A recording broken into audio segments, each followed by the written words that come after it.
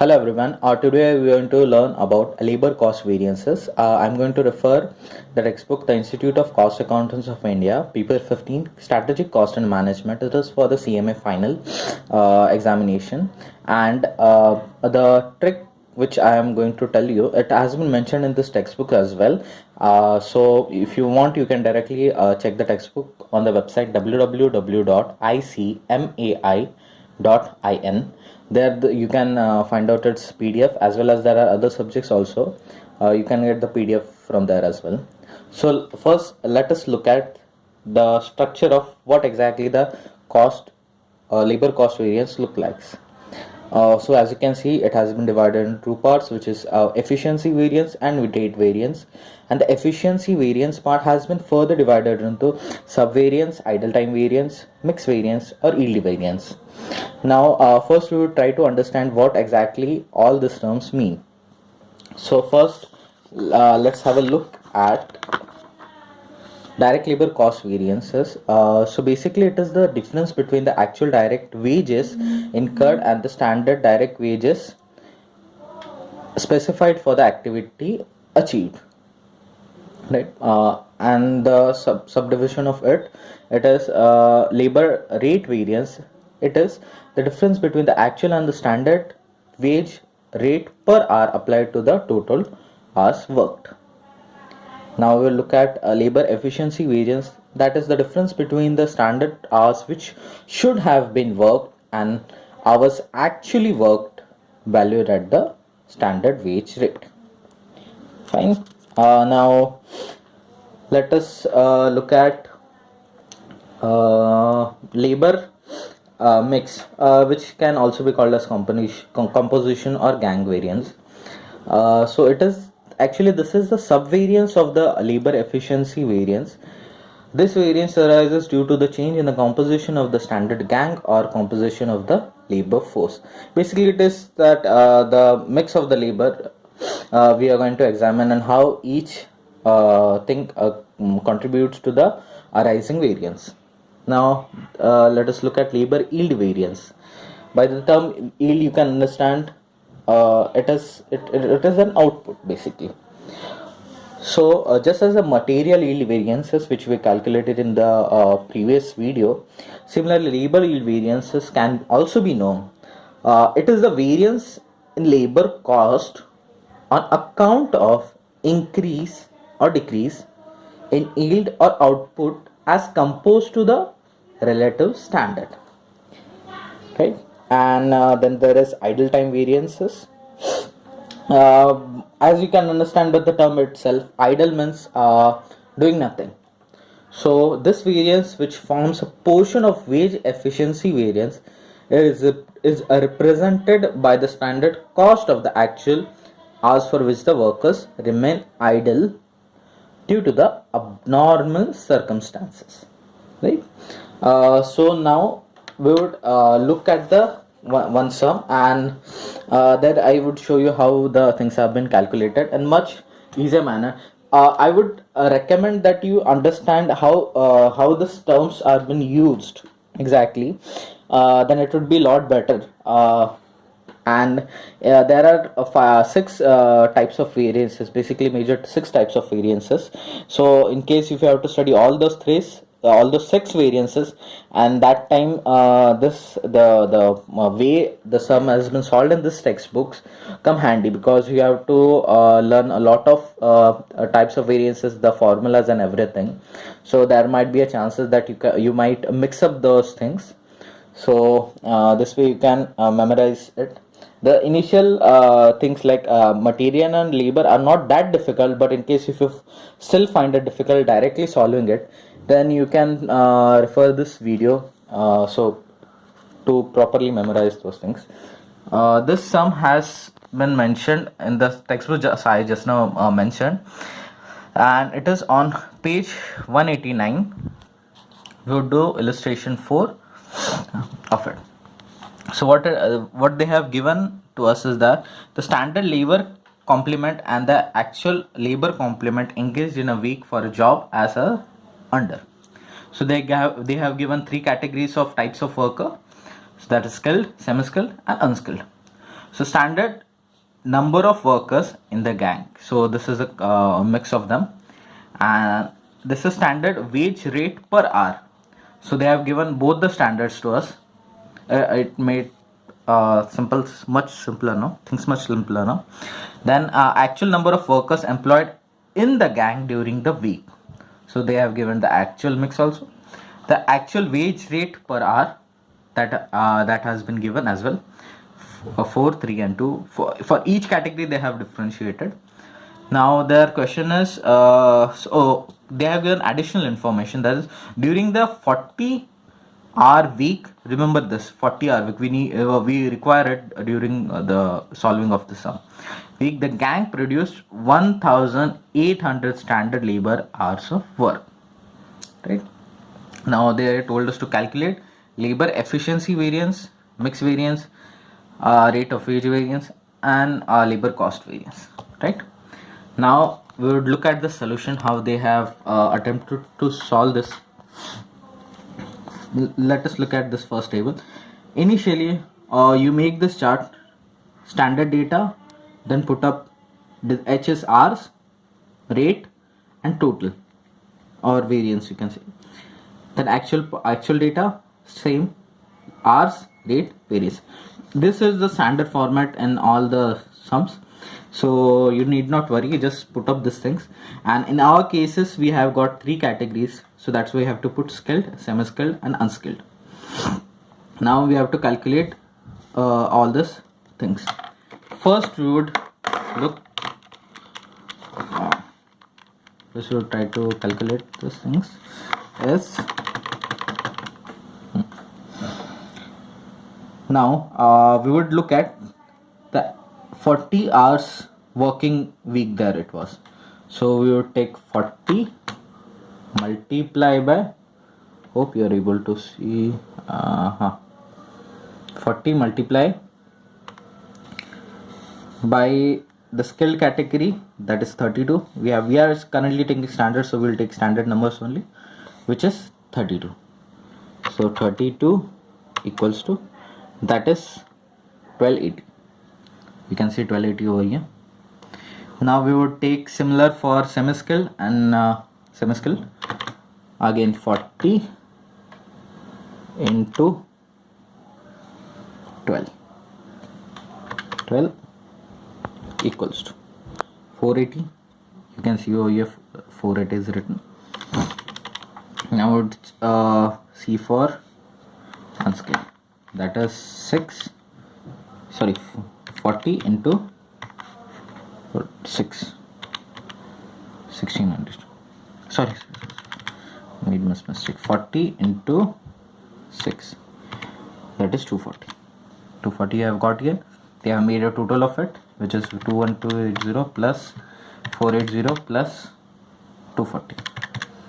You have got 2000 over here. And mind that this is revised quantity. Revised quantity as it means for the actual production they have given the standards. So we have to separately calculate standards as well. The actual this is the standard for actual production. We have to calculate standards separately. Now this we have solved. Now let's see the rate part. Rates are already been given. For skilled it is 3, skilled 3, semi-skilled 2, semi-skilled 2, unskilled 1, unskilled 1. So simply in the total column, this total column, we simply multiply hours into rate. So it is 21280 into 3, we have got 3840. Similar way you have to do for semi-skilled and unskilled and make a total of it. You would definitely get 5040. Now we would look at the actual data. The standard part has been finished. The standard cost for the actual production part has been finished. Now we would look at the actual data. So similar we have to calculate. Here there is hours, rate, and total of variance. So first it is, how many hours it is given? 40. So we take 40 on the calculator, multiplied by Actual number of workers employed in the gang during the week, there is 28 skilled people were working and 40 working hour working week was there. So 40 into 28, what 1120 1120 we have got over here. Same way, I would just fast forward this part. So similar thing, yeah, calculation you have to do for the semi skilled. 2 multiplied by 40, sorry, 18 multiplied by 40. Then for the unskilled part, 4 multiplied by 40, would get 160. Make a total of it. Then actual rate we have to take. Actual rate it is given here. Actual wage rate per hour, which is 4 for skilled, 3 for semi skilled. For unskilled it is 2, unskilled 2. Again multiply hours into rate, you would get this thing. So 1120 into 4, you get 4480, which you can find over here, 4480. Similarly, you have to calculate 720 into 3, 160 into 2, you would get the data, make a total of it, and that's it. So this we have simply made a table and extracted all the data from this information given in the question. This table would come handy in our next step. So now the next step over here is this part. Here where the tricky part comes over here, which has been mentioned by the institute. So we are going to use that and calculate the variances. So this is SRSH, which is standard rate, standard hours. This is SRRSH, which is revised standard rate for standard hours. Standard rate, actual hours, actual rate, actual hours. Again, skilled, semi-skilled, unskilled. This part has been made. Now we have to calculate all this. By default, for revised standard rate for standard hours has been given. Directly we have to take this data. We are directly putting it up. We are not categorizing it anyway. Then for actual rate, actual hours, we are just copy pasting it over here. Now the part comes where we have to calculate this and figure out how this calculations are been done. Now we would look for standard hours for skilled workers. Now how we are going to calculate it is that in the question itself it was given 1800 standard hours were there, right? So we would take 1800 on the calculator, divided by total standard hours, which is 2000 equals to, multiplied by, we are calculating for the skilled workers, right? So for the skilled workers it is 1280 equals to what we have got, 1152, right? 1152. We are going to multiply, this is the standard hours we have got. Now the standard rate is already been given in the question itself, which is 3. We have already also taken 3, so we would just simply multiply it by 3 and equals to 3456. It is not given over here, but you can just simply calculate it. Similar way you have to do for semi-skilled and unskilled, that is 1800 divided by 2000 and then multiply this by the standard rate, which is 2, which is 2 over here, you can see it.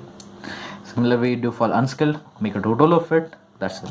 This part is covered up. Now we would look at how to calculate standard rate for actual hours. So it is a simple process. Here we had to calculate separately, but in this case the data is already given. We have to do the simple calculation, nothing else.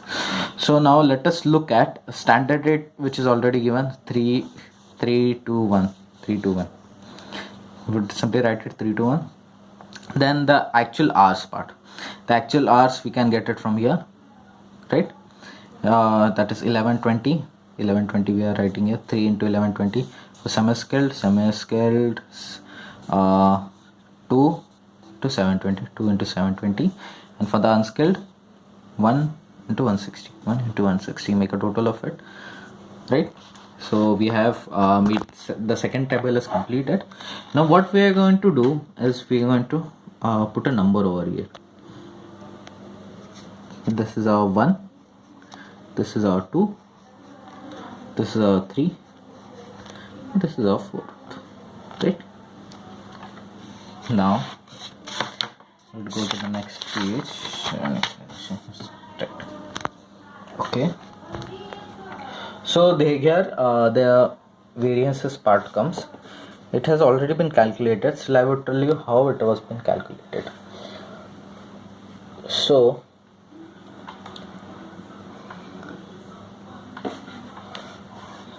actual labor cost, which we have already got over here. This is actual data, actual labor cost. We'll just put it up, right? Now labor sub efficiency variances, right? Here we would put as 1 minus 2. For mixed variances we would put 2 minus 3. For hope you are able to see right. Labor efficiency variances, it would be 1 minus 3. Labor rate variances, it would be 3 minus 4. And the last one, labor cost variance, which is going to be 1 minus 4.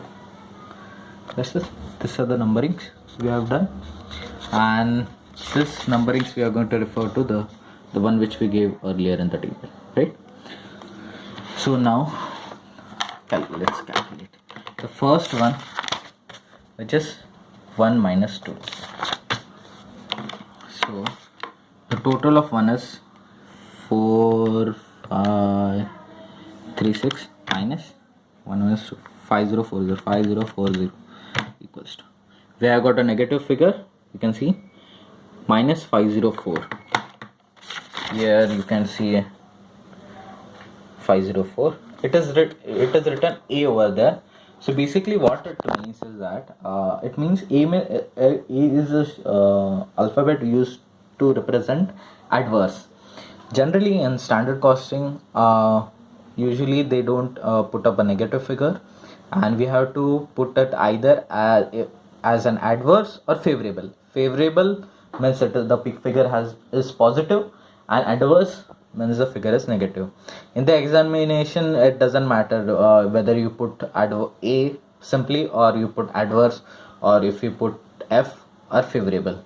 The examiner understands this, but never put a negative number. So now same way for the mixed variance also we are going to do it. We have got 2 minus 3. You have to remember the sequence and this sequence. So once you remember this, only you have to do is take the data and calculate. So 2 minus 3, 2, we have got 5040 minus 4960. 4960 equals to, we have got 80. It is positive figure, so you can see it is written as 80. F means favorable. Again for 1 minus 3, we are going to take, first is 4536 minus 3 is 4960. 4960, we have got negative 4 to 4. 4 to 4 adverse. The fourth one is labor rate variances, which is 3 minus 4. Labor rate 3 is 4960. 4960 minus fourth one is 6960. 6960. So what we have got, minus 2000. Here it is 2000 adverse. Now the last one, which is labor cost variance, which is 1 minus 4. 1 minus 4, that is 4536 minus 6 minus 6960 equals to, that is, we have got negative 2424. So here it is negative, 2424 adverse. So that's it, guys. This is it. The solution is done now. Hope you have understood the video. If any queries, you can just drop your problem in the comment section, and I would reply it as earliest as possible. And thank you so much for watching this video.